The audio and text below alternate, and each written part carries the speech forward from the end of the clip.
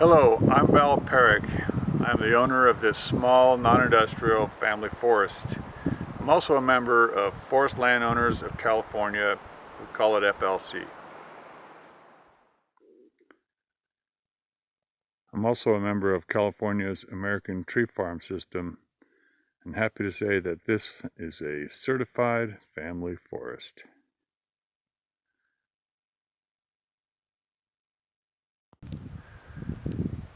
My property consists of 144 acres. It's located in Mendocino County, north of Anderson Valley on Clow Ridge.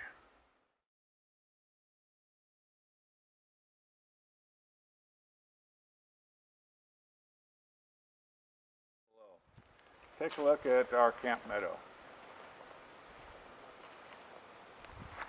We'll be walking here and we'll be going below to look at management practices that have been taking place during this year. The takeaway from this virtual field day is a demonstration of forest stewardship. It shares my experience on the land and documents the current phase of forest management and what will continue to be decades more of forest stewardship. But first, let's not miss out on an important piece of information. This has been a family forest with a history of memories that I'll never forget. After all, this is why I made the serious decision to purchase this family forest from our multifamily partnership. The previous ownership was a group of family friends who remain like friends to me today.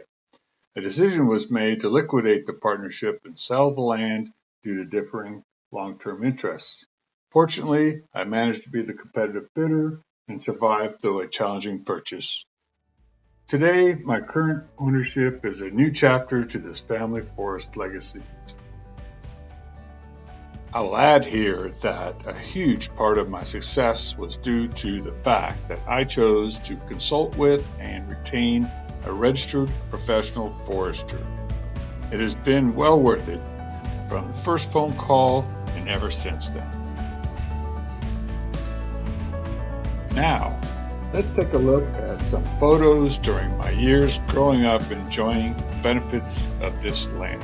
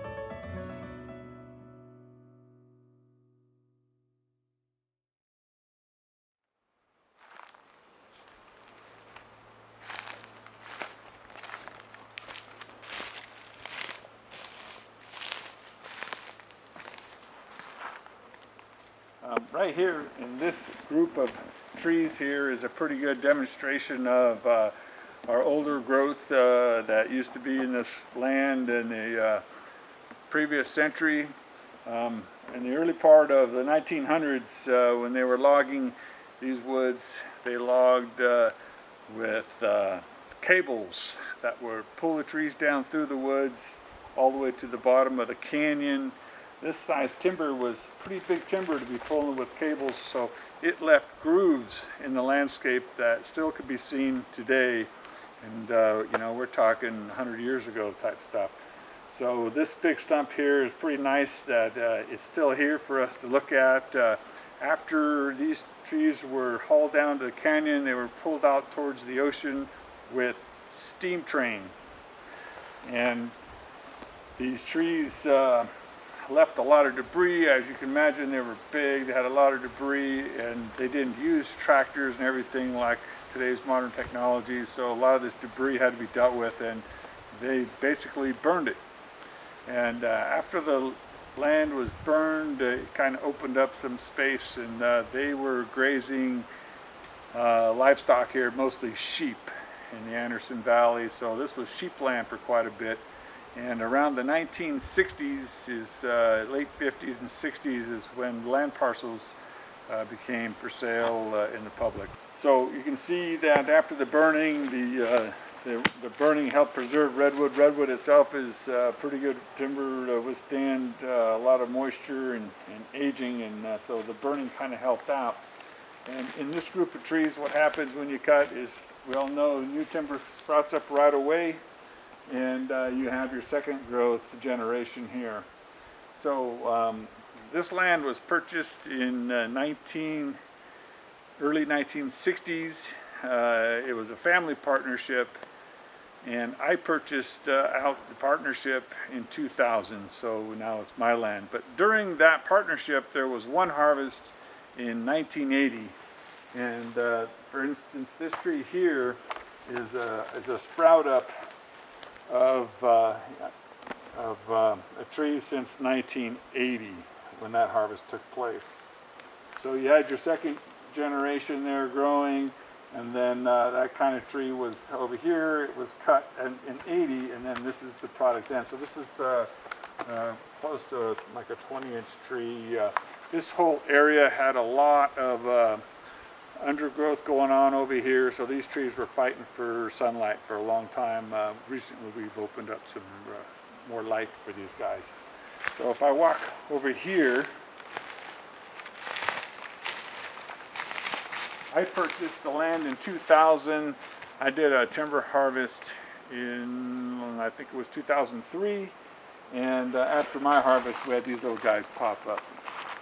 And again, because of all the shade, they're quite small. It's pretty typical for trees since 2003 to already be, you know, about 4 to 5 inches in diameter. So you can see through the generations here in this one grouping of redwoods of what's been growing. So with our current management of doing shaded fuel break work and timber stand improvement, we did prunings. And these trees here had a lot of little growth around there just since the month of let's say June this summer. These new sprouts are shooting up. That's typical of redwood. And we cut some small stuff away so that this one didn't have to compete so much, and it'll start to grow a little faster and get a little better release of sun here.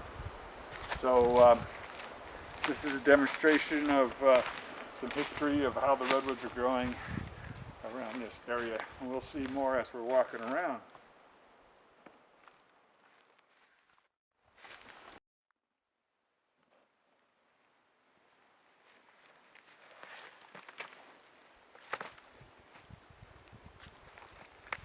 So this is a representation of how timber has grown since my last harvest in 2003, and so it's been what, 17 years, and my hands on here, this is pretty close to 5-6 inches, and one here in the middle that we've started with is closer to 8.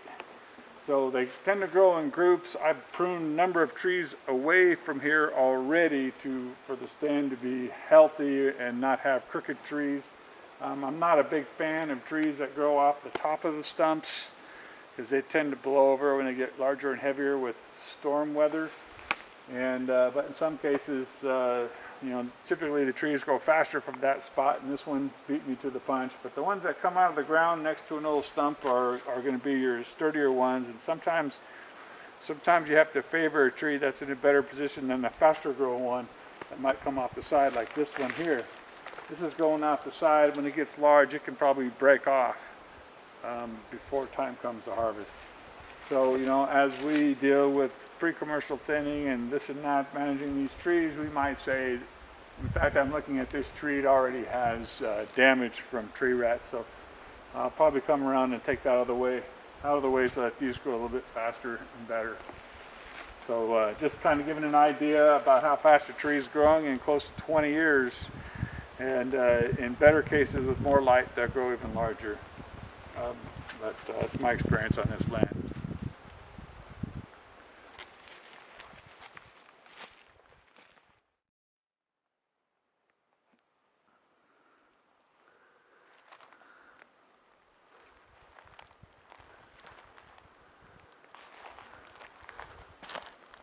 This is an area right near our camp area that we did shaded fuel break work. Used to be huckleberry in here, some new growth already coming just within a month, 2 months. And in the future we'll have an herbicide plan, but we need to let them grow a little bit larger before we treat them.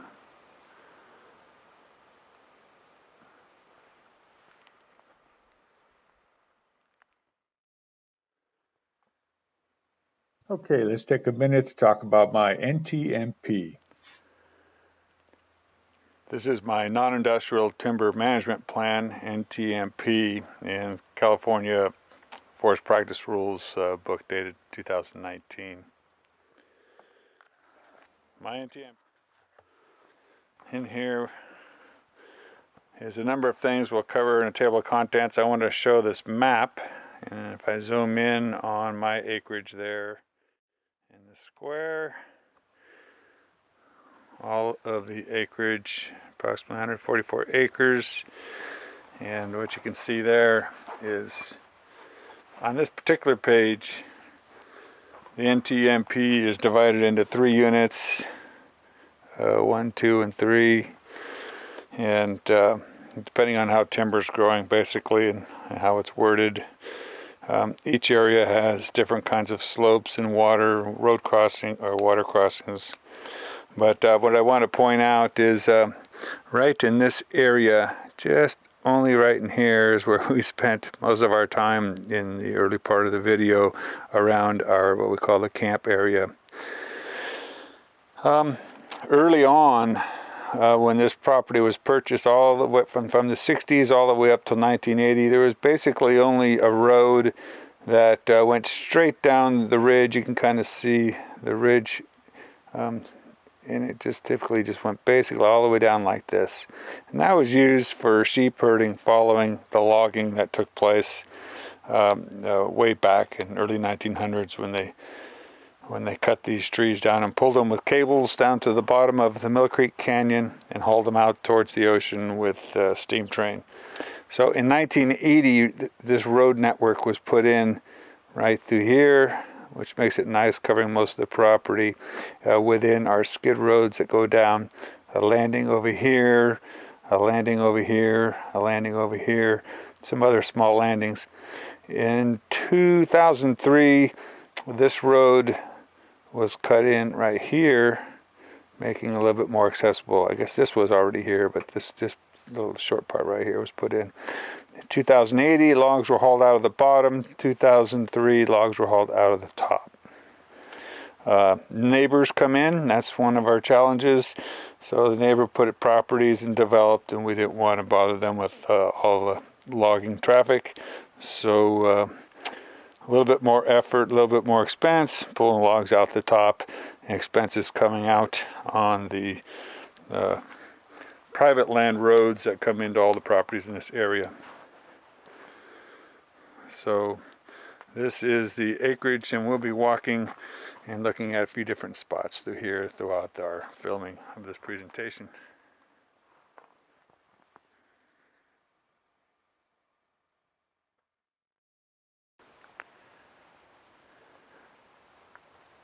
This is the NTMP table of contents. It has sections 1, 2, 3, clear down to 8, contents and the page numbers regarding each item. I'll zoom a little closer.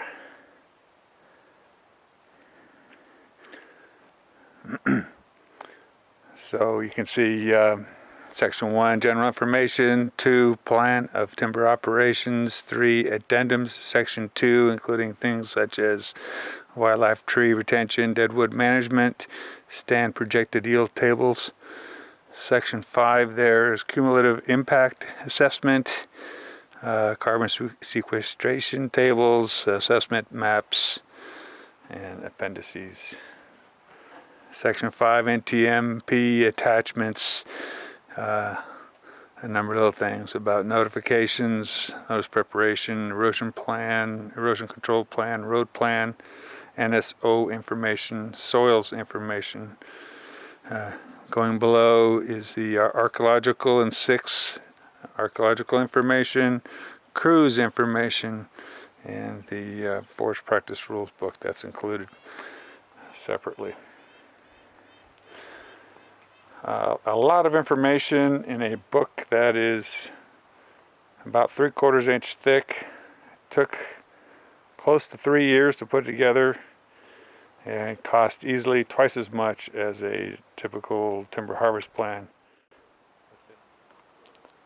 Also, before we continue our walk into the woods, looking at the work performed recently and in the past few years, let's take a look at the National Conservation Resource Service, NRCS, planning maps to see the work areas where this work is taking place. Look at some mapping from the conservation planning map. The yellow boundary is the acreage, and you come closer and there's a red boundary here of the 2016 to 18 project. This is the boundary of a total of 12 acres. Strategically, to meet timing, first time working on this kind of work, wasn't sure how long it would take and how fast the masticator would move compared to our hand crews working in front. We divided it right in half right here through a water protected area there, the PLZ zone. So, you know, both sides of this line here we kept 50 feet out. And so a year and a half of handwork, working on the weekends. This area here we were almost done, and the masticator came, and in 11 days they got the 12 acres. So it was a race to the finish there. And I'll show another map where we continue doing work in this area and further down for the 2000. This mapping represents the work being done in 2019 through 2022. Yellow boundary is the property, and in this case the conservation plan is showing just color-coded areas for the years planned in getting this work done.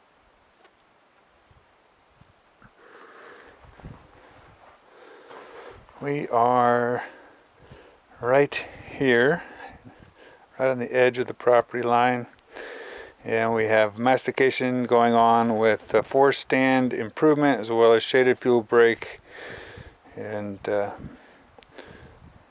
this is about a 5.5 acre area. Both of these represent approximately 5.5 acres each.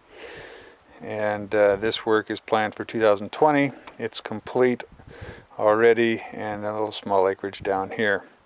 The work that was done in 16 pretty much boundaries this over here around back in here like that. So pretty good coverage on this back southern piece of the property. Going down here, we have a road system that pretty much goes, that was grown in. So we went along the road and all the way down. And this is a flatter area with a landing and below in the trees. Again, road system going out that we did. NRCS covered this area. We did some extra work on this project, which went a little bit in here and all the way up into here to a landing, just keeping the roads open. So different years, although the mastication is already completed in 1 year.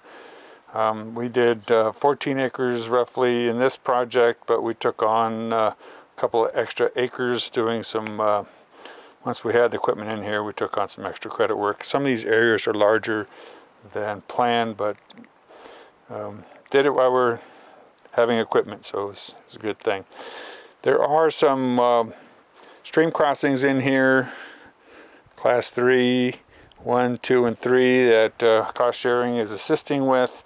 We'll be taking on next year once we start this kind of work.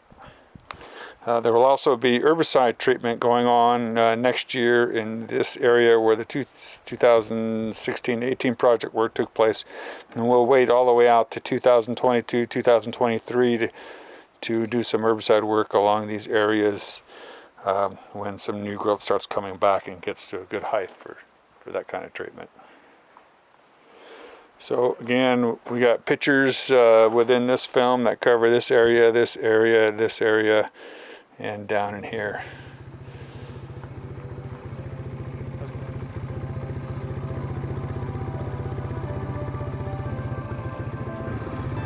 Okay, now that I have you sleepy from looking at all this paperwork and maps and stuff, and we haven't gone hiking enough yet, so why don't we do a change of pace and take an ATV ride for a minute or so down the road and look at the views overlooking the 2006-2018 project. You'll see both before and after of the same areas, and in the end, you'll be able to follow it through. Enjoy! Hang on, here we go.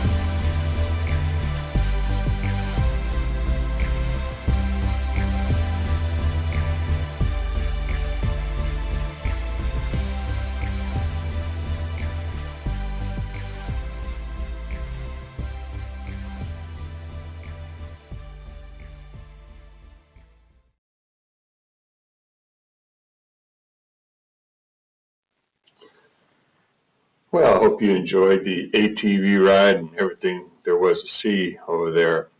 We're now back up in the camp area next to the flagpole view there. We did some handwork and we hauled debris out with a trailer. We didn't want to get the masticator in there and track up the area, so we handled it that way.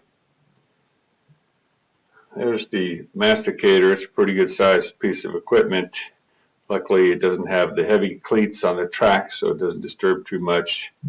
It can still get into some pretty good terrain there and has really nice reach. Works well around the trees. Handwork around the groves of redwoods looks like that, getting started pretty thick. go in and prune down and push the branches out for the masticator. And there's a little before and after of the prep work. And what do you get out of it? Voila. Pretty good looking grove of redwoods post mastication. It's all pretty rewarding.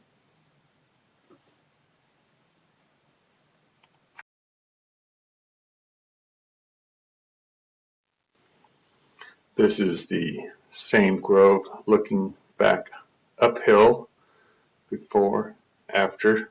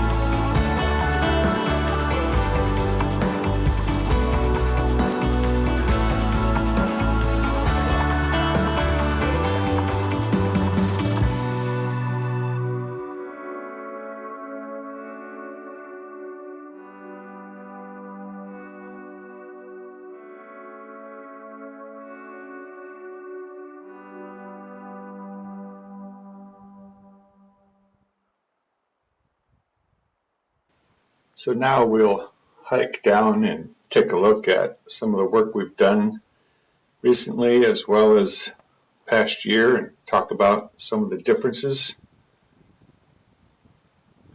And we'll work our way all the way down to the bottom part of the property on the north end and come back up. All right. I'm standing in an area that used to have huckleberry at the height of my arms. Huckleberry growing everywhere, sprouts of ceanothus, difficult to maneuver through landscape, and therefore ladder fuels that we needed to get rid of. So these ladder fuels were taken out mechanically with the masticator, and trees that are in the area, a couple little duck birds here, were really the only ones. So I had to keep them to maintain a little bit of a shade canopy, which helps prevent a little bit of regrowth. This is pretty open otherwise, but it's all we had to work with. And in the future, now these trees have plenty of light. They've been pruned up. They're in a healthy posture to keep growing. We reached with a pole saw. We could have probably gone a little higher, but we reached up plenty high to cover with what we got here. If fire burns through here now, fire's going to stay low. There's not too much debris on the ground, and the trees will be in a much better shape. So for covering a shaded fuel break, this is the height of trees that are pruned, and this has been accepted. And then we move over into where we have groves of redwood over here, and to enhance their growth, they were also pruned up.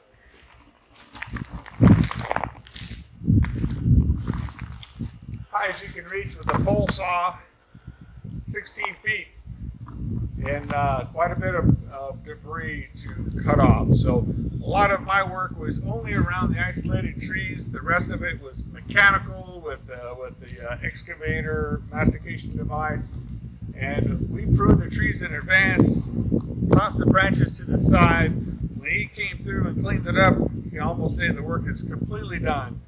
If you come and prune your trees afterwards, he either comes back or you need to drag it out and get the ladder fuels off the side where perhaps you can burn it. So our goal was to stay way ahead, in some cases a year in advance, starting this kind of work to clean them up. And after they come through mechanically, this is your results. And now these redwoods are free of a lot of debris that was growing all over here, so they're not fighting for water. And they have plenty of sunshine now, and they're in much better posture. So combination shaded fuel break as well as timber stand improvement. Obviously, we have a lot of redwoods growing close together. and it doesn't allow them to be as healthy as this one that's by itself. This is a nice healthy tree. It has a lot of sunshine and proof that give them some room, they'll grow better. When they're tight together, they'll grow a little slower. So pre-commercial thinning is the next prescription for managing, but that wasn't the scope of this project. Pre-commercial thinning will happen when the future timber harvest comes, in my case, within the next decade or so. So, and then we got to spread out the trees and grow more healthier trees, and we'll see how that goes. And we'll talk.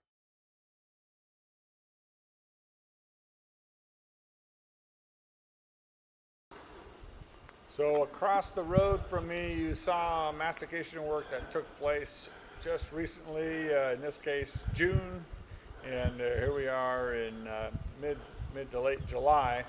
And we're standing on the grounds that were masticated in 2018, 2 years ago. So in 2 years, what looked nice, used to look nice here, and everything's coming back pretty fast. So give it 10 years, you almost have to ask yourself, is it worth it? So what are we gonna do to control regrowth? Over here we have tan oak sprouts mixed with huckleberry throughout the hillside. And we're going to take on herbicide work, which is scheduled to start next summer. We're waiting because initially these tan oaks, when they sprouted up, they're kept real low by just deer eating them, and sunshine and time that it takes. And then after the deer finally get tired of eating them because they're growing more, they move on. And they start to sprout up higher. We decided they're still eating. This one was just eaten recently. They're chopped off. So they like the fresh sprouts, soft, and eventually they just start to grow. And we decided to give it one more year. They're going to get up to about this high. They want about waist height for a fair application of herbicide to pull it down into the root system and hopefully take effect, eliminating both huckleberry and tan oak species. Few other little species here and there, but primarily these two. And huckleberry is growing faster. Huckleberry might be a little bit taller, and but we're confident we'll be able to get it. The application will be prescribed for the proper amounts, and it'll be applied by backpack application, walking through and hitting these spots of regrowth. On our right side here, that was recently masticated, we're going to watch and see how it develops in the next 2 or 3 years, and the goal is to kind of keep it as close to eliminating fuel ladder growth, and we will go ahead and manage it that way.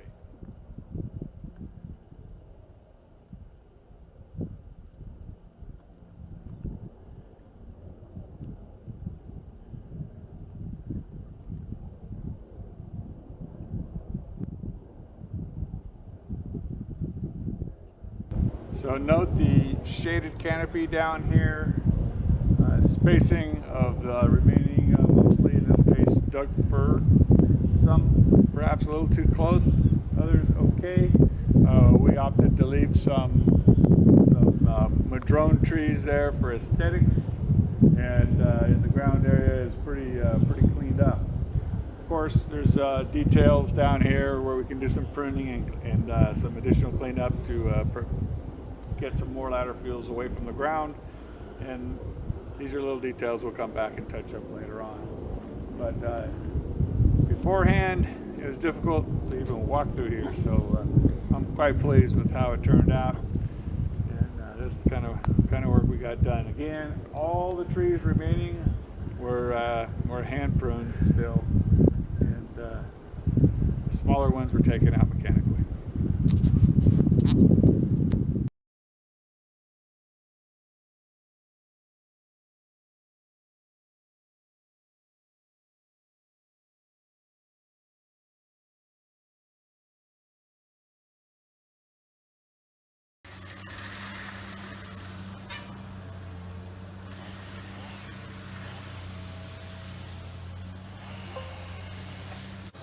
Let's take about 4 minutes and watch the masticator and see how it operates,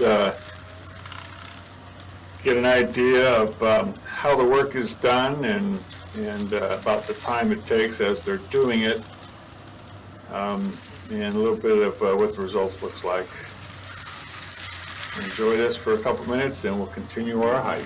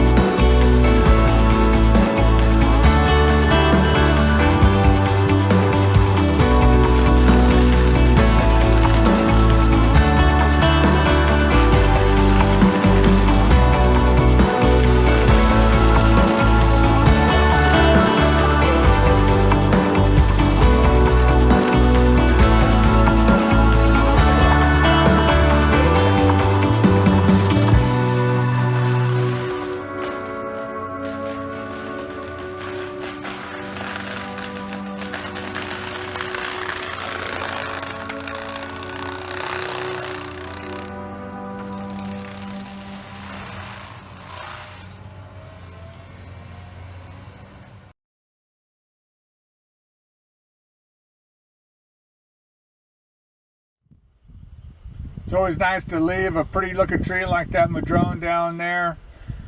Down below it, there was a lot of seeded Doug fir that came up, mixed in with ceanothus. So we, in that case, pulled it up to the roadside by hand so that the masticator wouldn't possibly hit those madrone branches, trying to keep it looking good.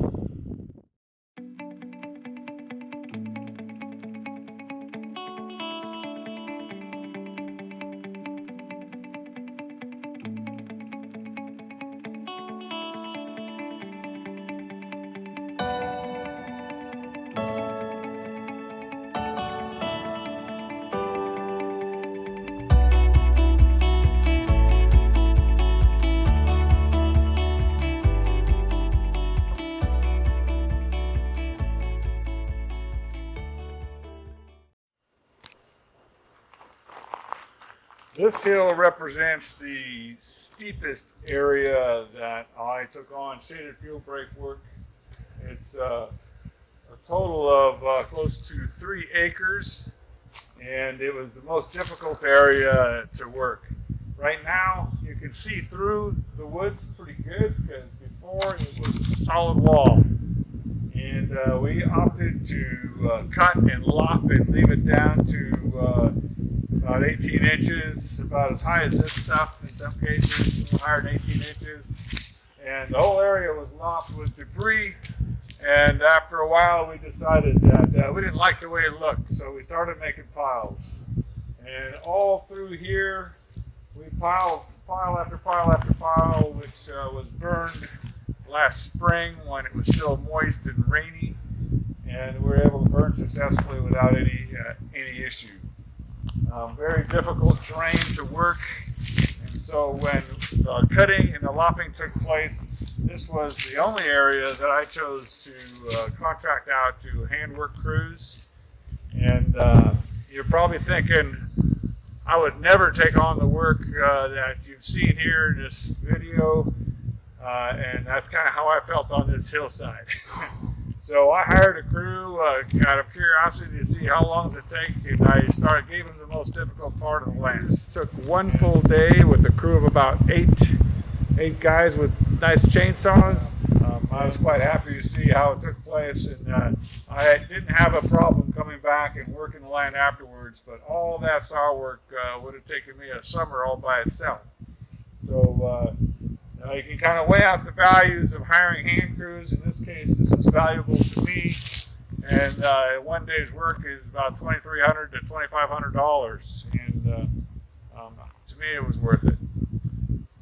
Now this hill is looking pretty good, especially down farther there where there's no debris left, and it's clean and nice, and trees are spaced well, and timber stand is looking great.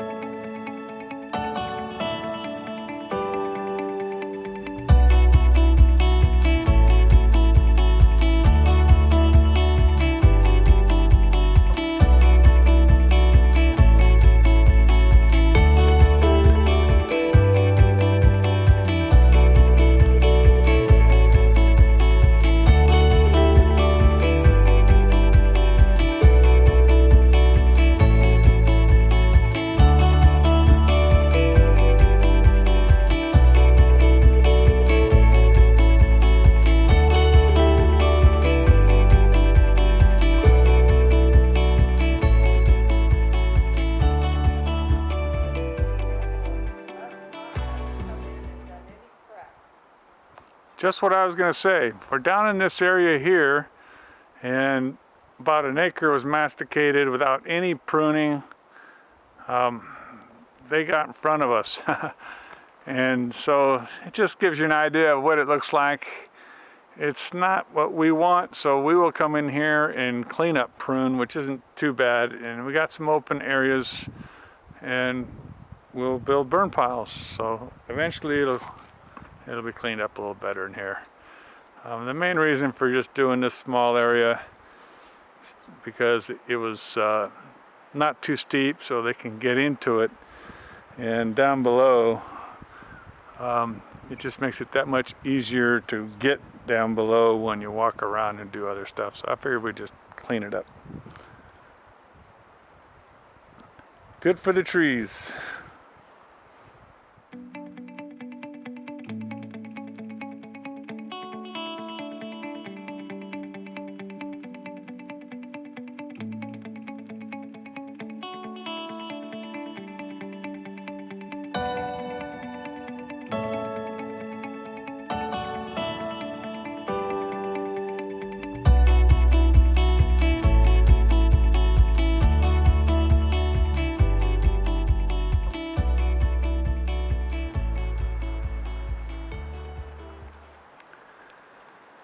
So, spend all this time cleaning these tree groups out, and the redwood sprouts back real fast. 2 years, 2 feet high. Starting to become a shaded fuel break problem? I don't know. But, you know, in time I'll probably thin out of some of these, let them compete a little bit longer. Harvest is going to happen within the next 10 years. Some of these trees aren't that big in diameter, but we'll probably do some pre-commercial thinning. And in the end, it'll get treated. But yeah, it's if fire comes through here, that's a little bit problematic. Not too much of a problem, I don't think, compared to being completely grown in as it was. So the tan oak and sea oak, this problem has got a grip on that. But look at that redwood coming right back. They're the good trees, though. Let's see what happens.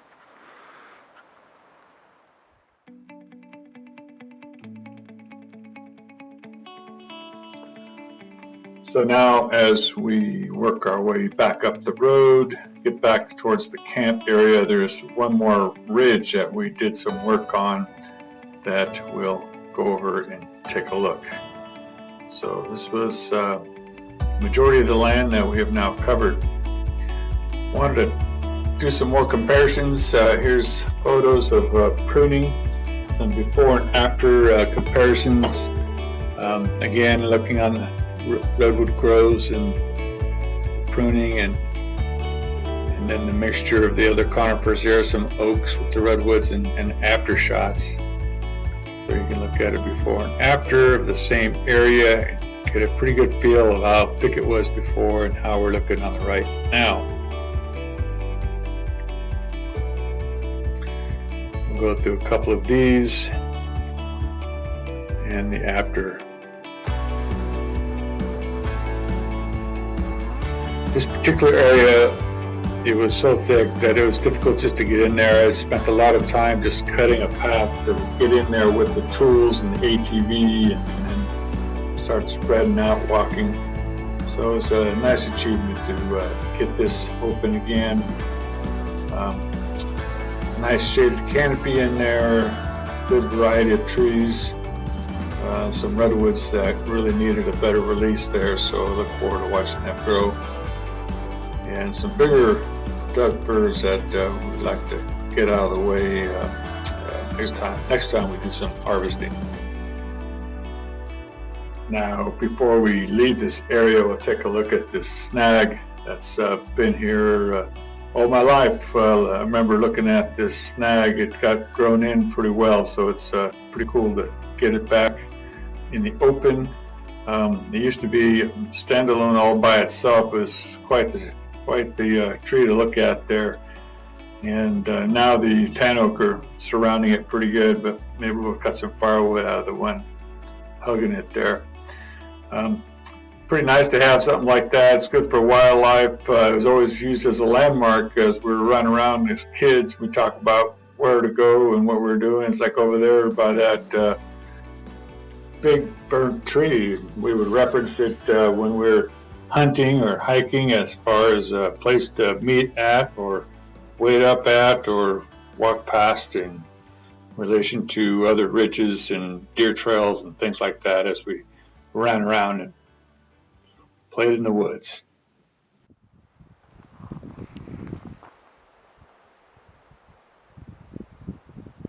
I like watching the treetops throughout the year. You can see them growing. You can watch the redwoods as their colors change throughout the year with the new growth coming on in the springtime and early summer, and it changes from a bluish green to green, and as come into the fall you get some yellowing of the leaves, and here we are in early September, mid-September, and we have needles that are falling down.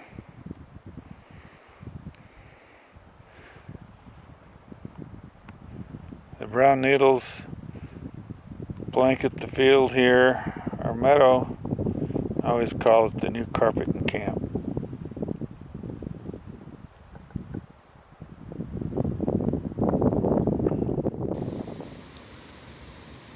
This effort is all about trying to do what's best to protect the forest from potential of wildfire. while simultaneously improving the resiliency of the valuable timber stand.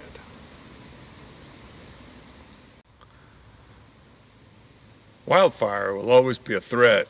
Just this past June, we had the Nash fire. I stood here, and behind me is where it was taking place, less than 5 miles away.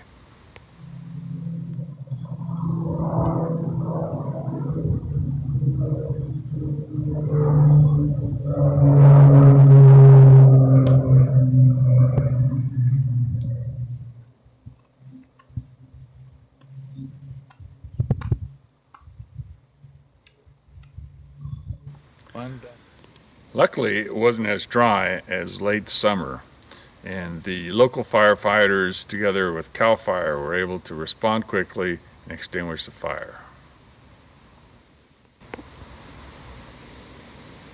I hope you enjoyed this field day experience.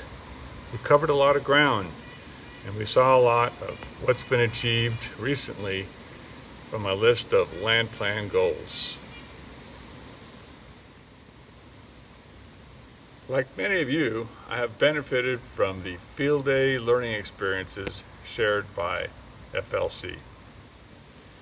It has inspired me to take responsible action in my family forest, as I hope it'll be inspiring for you as well.